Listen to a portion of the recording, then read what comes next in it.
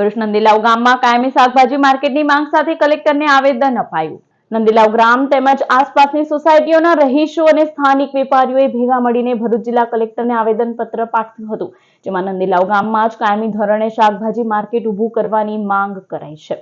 હાલમાં નંદીલાવ ગામ અને દહેજ બાયપાસ વિસ્તારના નાગરિકો માટે શક્તિનાથ શાક માર્કેટ જ મુખ્ય વિકલ્પ છે।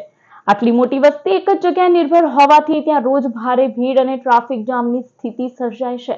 રસ્તા પર વાહનો પાર્ક કરવા પડતા હોવાથી વાહન વ્યવહાર ખોરવાય છે અને ટ્રાફિક નિયમ ભંગ બદલ દંડનાત્મક કાર્યવાહીને લઈ લોકોને હાલાકી પડે છે।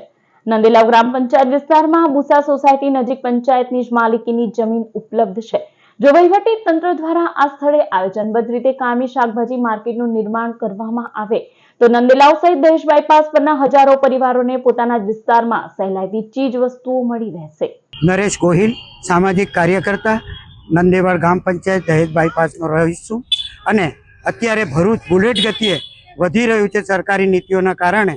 તો હાલ જૂના ભરૂચમાં શાક માર્કેટની આમ જનતાને આખા શહેરને તકલીફ પડી રહી છે, જેથી કે જેવું કે શક્તિનાથ ત્યાં પણ પ્રોબ્લેમ થાય છે, તુલસીધામ ત્યાં પણ તકલીફ થાય છે, પણ અમારા નંદેવાડ ગામમાં એક પ્લોટ આખરી પ્લોટ બચેલો છે, જેમાં સરકાર અને ગ્રામ પંચાયત આયોજન કરી અને પોતે શાકભાજી માર્કેટ માટે ઓફિશિયલી ભાડા પદ્ધતિથી યા પંચાયતની આવક વધારો કરવા માટે પોતે એને મંજૂરી આપે અને એ પ્લોટને નીમ કરે અને અમારા નાગરિકોની સુવિધામાં વધારો કરે, બસ એ જ અભ્યર્થના।